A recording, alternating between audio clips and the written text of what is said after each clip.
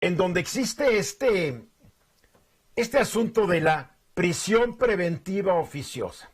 Nuestros diputados, senadores, en toda su sabiduría de cucaracha, decidieron cambiar la Constitución y la ley para decir que para ciertos delitos, si el gobierno cree que eres culpable, aunque no haya pruebas, vas al bote mientras averiguan. La famosa prisión preventiva oficiosa. No hay pero que valga. Tú hiciste esto, creemos, hoy demuéstramelo. No sabemos, pero mientras lo demostramos te vas a la cárcel. Es una violación total y absoluta de los derechos humanos y del derecho a la libertad de todo ser humano. México está lleno, las cárceles de México están llenas de personas que el gobierno, tanto federal como estatales, no han podido demostrar que son culpables. Unas personas llevan años, el presidente dice y dice que está viendo de qué manera los van a liberar, que el secretario de Gobernación está trabajando arduamente sobre esto, igual que trabajó arduamente la anterior secretaria de Gobernación, Olga Sánchez Cordero, pero la verdad es que no se ve que se hagan libres estas personas que están presas sin ser culpables.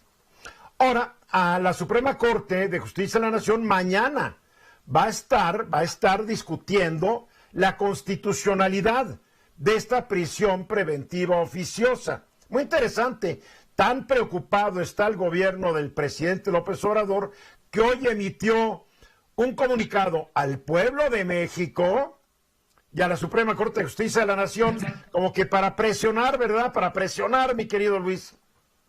Sí, para presionar porque ya se hicieron públicos los dos proyectos de sentencia que van a discutir sobre si la prisión preventiva oficiosa debe seguir existiendo en el país o no. Y ambos proyectos, elaborados por la ministra Norma Lucía Piña y por el ministro Luis María Aguilar, coinciden en lo mismo, que la prisión preventiva oficiosa es contraria a los derechos humanos, contraria puntualmente a la Convención Americana de Derechos Humanos. Y precisamente de ahí viene la preocupación del gobierno, porque considera que, como parte de la política criminal que tiene el Estado mexicano, la prisión preventiva oficiosa es indispensable para el combate de la impunidad. Sin embargo, y yo quiero hacer una acotación aquí, ambos proyectos de sentencia incluyen dentro de su redacción las consideraciones de que no existe evidencia empírica ni datos objetivos que permitan corroborar que la existencia de la prisión preventiva oficiosa ha ayudado al combate de los delitos o ha ayudado a abatir la delincuencia en el país. Entonces, tú mencionabas, hay muchas personas que están privadas de su libertad sin que tengan sentencia. El INEGI publicó un dato el año pasado en el Censo Nacional del Sistema Penitenciario Federal y Estatales, que 4 de cada 10 personas que están privadas de su libertad no tienen sentencia. Eso quiere decir que casi la mitad de las personas que se encuentran en prisión están ahí sin haber sido declaradas culpables. Y no solamente eso, el propio censo del INEGI permite advertir que quienes son los mayores afectados por estas medidas son los que menos tienen. 9 de cada 10 personas no tienen estudios universitarios. 9 de cada 10 personas que están privadas de su libertad no tienen estudios universitarios. Y no todo el mundo tiene las palancas para que tu papi le hable al fiscal general de la República para decirle, oye, a mi hijito Emilito no lo trates tan mal, por favor. ¿No? Ahora, ¿qué toman en consideración los proyectos de los ministros para llegar a la conclusión de que la prisión preventiva oficiosa es contraria al parámetro de regularidad constitucional? Y me voy a centrar en el proyecto de la ministra Norma Lucía Piña porque me parece el que está mucho mejor sustentado, el mejor aterrizado, que nos permite comprender mucho mejor las causas que llegan a esta conclusión, ¿no?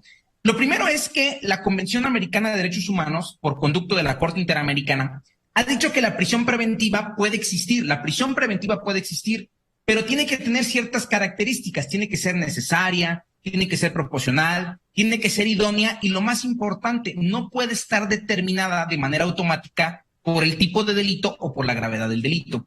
¿Qué es lo que sucede en México? En México tenemos dos tipos de prisión preventiva.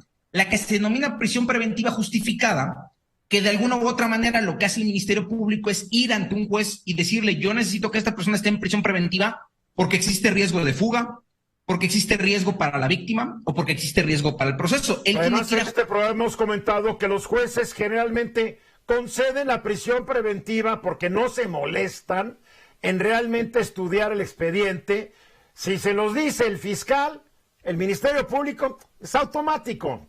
Es otra falla del sistema, ¿no? Claro, y ahora tenemos también, bueno, no ahora, desde que se introdujo en la Constitución, tenemos también la prisión preventiva oficiosa, que básicamente es un catálogo de delitos que lo que refiere es, cuando te acusan de ese delito sin que te hayan probado tu culpabilidad, te vas a la cárcel, una pena anticipada. Y entonces, al no resultar congruente con lo que dispone la Convención Americana de Derechos Humanos, tratado del que forma parte el Estado mexicano, la Suprema Corte de Justicia de la Nación, por conducto de estos proyectos, considera que toda vez que los tratados internacionales de los que México forma parte constituyen junto con la Constitución una sola fuente de derechos, o sea, antes había como una subordinación donde la Constitución estaba por encima y los tratados por debajo. A partir de 2011, los tratados internacionales y la Constitución se pusieron en un mismo escalón. Claro. Y eso quiere decir que constituyen un mismo catálogo de derechos. Y entonces lo que hace la Corte es analizar esta prisión preventiva que está en la Constitución frente al derecho internacional. Bien, a ver, los delitos por los cuales te meten al bote por esta oficiosamente son delincuencia organizada, homicidio doloso, violación, secuestro y trata de personas.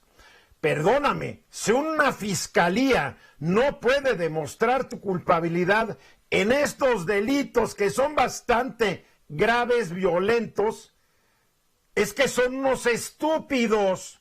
Y la verdad, lo único que ahí me queda es que esto también se puede armar para persecución política. Te agarran, Eduardo Ruiz Gili, tú eres culpable de delincuencia organizada. Me cae que no, pues no nos, mientras sabemos o no, vote. Oye, no, no puede ser. Luis Miguel, tú eres culpable de trata de personas, vote. Marco, tú de secuestro, vote. Oye, no, es que no puede ser. A ver, Marco. Yo creo que el gran problema aquí es que, como dice Luis con mucho, de forma muy precisa, es que te están aplicando una pena sin ser juzgado, ¿no? Frente a una presunción que no se pueden ni molestar en poder probar y hacer evidente. Y esto te pone en una situación de indefensión frente a la autoridad. Creo que es razonable que este tipo de prácticas que lastiman pues las garantías de las personas tienen que terminar y los ministerios públicos tendrían que determinar y justificar y evidenciar que efectivamente tienes una culpabilidad que merece ese tipo de actuación. Si no, la verdad es que puede usarse políticamente contra cualquiera. Contra cualquiera. Luis Miguel. Es un tema que casi empieza la discusión ya con una desventaja y está totalmente politizado. Creo que por un lado tenemos una sociedad que está harta de la impunidad y podemos suponer, por lo que algunas encuestas dicen, que está un poco menos harta de la ineficacia de los perseguidores de parte de la justicia.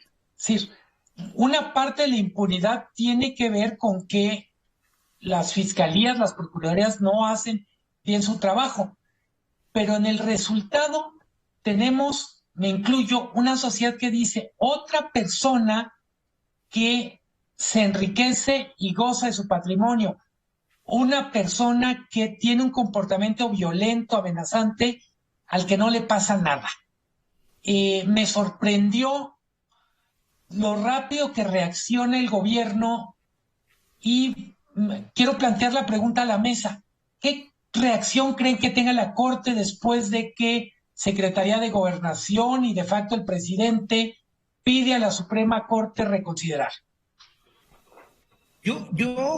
A mí me llama mucho la atención porque el discurso de la Corte, digamos que si lo encabezara el ministro presidente Saldívar, lleva muchas semanas alineado a este proyecto, ¿no? O sea, el ministro Saldívar lleva varias semanas repitiendo que esta figura de la prisión preventiva oficiosa tiene que sustraerse del derecho mexicano. Incluso, y este es un dato bien interesante, mañana se discute en el Pleno de la Suprema Corte, pero el viernes en sede interamericana, en la Corte Interamericana de Derechos Humanos, se van a discutir dos asuntos en los que el Estado mexicano ha sido demandado por esta figura de la prisión preventiva oficiosa y también por la figura del arraigo. Entonces, si no es por el lado de la Corte del país, va a ser por la Corte Interamericana, pero es muy probable que en los próximos días venga una decisión definitiva sobre este asunto, ¿no? En este programa muchos nos opusimos a este cambio a la Constitución. ¿Por qué? Porque dijimos lo que aquí estamos comentando nuevamente. Esto se podría utilizar para armar persecuciones políticas. Vas a la cárcel y defiéndete desde la cárcel, porque además por ahí te congelan tus cuentas, o sea, te dejan en total indefensión. Ojalá que la Corte mañana declare la inconstitucionalidad de esto y se elimine. Ojalá. Muy bien, gracias Luis. Mensaje, regresamos.